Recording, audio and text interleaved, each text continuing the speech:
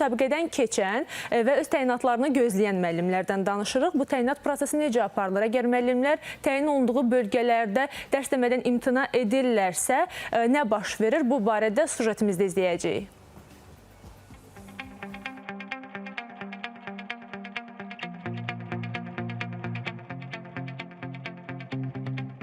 Gənclər gələcəkdə müəllim kimi çalışmaq istəklərini müxtəlif cür izah edirlər. Birinci kurs tələbəsiyəm.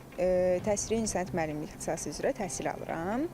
Hal-hazırda rayon şəraitini öyrəşmədiyim üçün rayonda işləməyi fikirləşməmişəm, planlaşdırmamışam. Əslən Şəmkirdanam, Şəmkir rayonunda oxumuşam, kənd məktəbini bitirmişəm özüm və bitirdiyim məktəbdə müəllim kimi işləməyi təbii ki istəyərəm. Mən hal-hazırda Bakı şəhərində yaşadığım üçün mənə Bakı daha əlverişlidir, yəni şəhər və şəhər ətrafı ərazilər. Lakin rayon və yaxud ucqar kənd məktəblərində işləmək də düşünürəm ki, bir müəllim olaraq mənim üçün unikal bir təcrübə qazandıra bilər. İncəsənət və Fiziki Tərbiyə Fakültəsinin 4-cü kurs tələbəsiyəm. Gələcəyim haqqında düşünürəm ki, müəllimlik peşəsini davam etmək istəyərəm. Çünki kənddə müəllim işləmək mənim üçün maraqlı bir təcrübə ola bilər. Hazırki məqsədim müəllimlərin işə qəbul imtahanında yüksək nəticə əldə etməkdir. Amma bu demək deyil ki, yüksək nəticə əldə etsəm də sırf şəhər məktəblərində dərs keçəcəm. Kənd məktəbləri də mənim üçün uyğundur. Düşünürəm ki, gözəl bir təcrübə olar. Müəllimlərin işə qəbulu prosesi isə 100 ballıq imtahanla həyata keçirilir. Namizədlərə təqdim olunan 60 sualdan 40 ixtisas, 20 sual isə metodiki və pedaqoji istiqamətlərə aid edir. İxtisas üzrə hər bir sual 2, metodika və pedaqogika üzrə isə 1 balla qiymətləndirilir. Test imtahanı mərhələsində 40 və daha yüksək nəticə göstərmiş şəxslər vakansiya seçimi mərhələsində iştirak edə bilirlər. Vakansiya seçimi mərhələsində isə namizədlər 8 müxtəlif seçim edə bilirlər.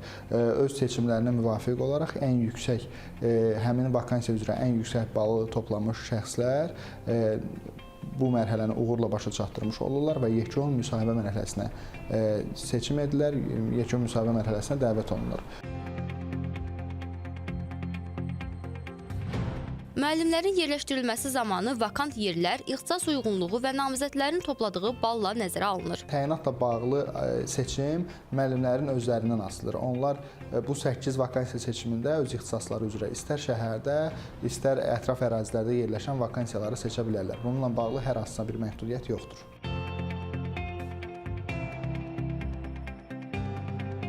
Hazırda müəllim olaraq çalışan şəxslər iş yerlərini dəyişmək istəyirsə, əgər müəllimlərin, hal-hazırda sistemdə çalışan müəllimlərin 3 il və daha artıq bir stajı varsa, onların əvvəldən müxtəlif qiymətləndirmə nəticəsi, bu onların diaqnostik qiymətləndirmə nəticəsi, müəllimlərin işə qəbul üzrə müsabiqənin nəticəsi və ya sertifikatlaşma imtahanı nəticəsi ola bilər. Bu nəticələrdən istifadə edərək, heç bir imtahan vermədən, vakansiya seçimlərini edərək yerdəyişmə imkanları var. Eyni zamanda yenə də 3 ildən artıq stajı olan müəllimlər müsabiqə nəticəsində də, müsabiqədə iştirak edərək də öz iş yerlərini dəyişə bilərlər. müəllimlərin ucqar bölgələrdə işləməsini təşviq etmək üçün də müəyyən addımlar atılıb. Müəllimlərin işə qəbul üzrə müsabiqədə, əgər bir müəllim ucqar bölgədə 3 ilə qədər müddətdə, 3 il, daha 3 il, 5 il arasındakı bir müddətdə çalışırsa, bu zaman müəllimin imtahan nəticəsi 1,5 bal əmsalla da hesablanaraq, deyək ki, 60 bal toplamış bir müəllimin balı bu əmsalla 63 bala qədər yüksələrək prosesdə iştirak edə bilir. Yox, əgər bu müddət 5 ildən daha artıq bir müddətsə, bu zaman müəllimin balı əlavə 10% əmsalla hesablanır. Bu zaman müəllimin balı, deyək ki, 60 bal toplamış müəllimin balı 66 bala qədər yüksəlir.